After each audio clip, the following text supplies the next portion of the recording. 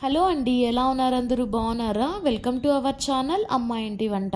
ముందుగా ఎవరైనా కొత్త వాళ్ళు మన ఛానల్ చూస్తున్నట్లయితే సబ్స్క్రైబ్ చేసుకోండి. ఈరోజు కొత్తిమీర పచ్చడి ఎలా తయారు చేసుకోవాలో చూద్దామండి. ఇలా నేను చూపిస్తున్నట్లుగా ఈ పచ్చడిని ట్రై చేయండి. అన్నంలోకి, టిఫిన్స్లోకి ఎంతో రుచిగా ఉంటుంది. ఒక్కసారి ఇలా చేసుకున్నారంటే మళ్ళీ మళ్ళీ ఇలాగే చేసుకుంటారండి. ఖచ్చితంగా ట్రై చేయండి. ముందుగా స్టవ్ మీద బాండీ పెట్టుకొని ఇందులోకి 1 టేబుల్ స్పూన్ ఆయిల్ యాడ్ చేసుకొని ఇందులోకి 1 స్పూన్ జీలకర్రని వేసుకోండి.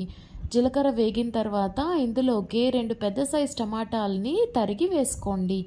టమాటాలు కొంచెం మగ్గేంత వరకు స్టవ్ మీద ఉంచి కలుపుతూ మగ్గనివ్వండి.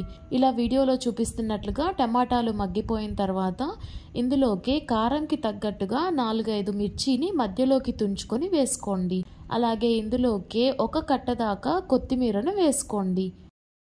కొత్తిమీర వేసుకొని మొత్తం ఒకసారి కలిసేటట్లుగా కలుపుకొని 1 నిమిషం పాటు వేయించుకున్నారంటే కొత్తిమీర అనేది చక్కగా వేగిపోతుందండి. చూస్తున్నారు కదా, మిర్చి, కొత్తిమీర అలాగే టమాటా అనేటివి చక్కగా వేగిపోయాయి. ఇప్పుడు స్టవ్ ఆఫ్ చేసుకొని వీటిని ఒక ప్లేట్లోకి తీసుకొని చల్లార్చుకోండి. ఇవి చల్లారిన తర్వాత ఈ మిశ్రమాన్ని ఒక మిక్సీ జార్లోకి యాడ్ చేసుకొని ఇందులోకి ఒక 5 నిమిషాల పాటు నానబెట్టుకున్నటువంటి 2 ఇంచుల చింతపండుని వేసుకోండి. అలాగే రుచికి సరిపడా 1/2 స్పూన్ సాల్ట్ని యాడ్ చేసుకొని దీన్ని అవసరమైతే కొంచెం వాటర్ పోసుకొని మిక్సీ పట్టుకోండి. చూస్తున్నారు కదా, ఇలా వీడియోలో చూపిస్తున్నట్లుగా మిక్సీ పట్టుకోండి, సరిపోతుంది.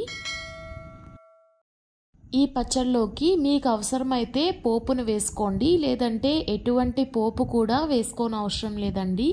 అలాగే అన్నంలోకి, టిఫిన్స్లోకి చక్కగా తినేయచ్చు. అంతే అండి, చూస్తున్నారు కదా, ఎంతో సింపుల్గా కొత్తిమీర పచ్చడి తయారైపోయింది. మీరు కూడా ఒకసారి ఇలా ట్రై చేసి ఎలా వచ్చిందో మీ కమెంట్స్ని నాతో షేర్ చేసుకోండి. ఈ వీడియో నచ్చితే లైక్ చేయండి, అలాగే మన ఛానల్ని సబ్స్క్రైబ్ చేసుకోండి.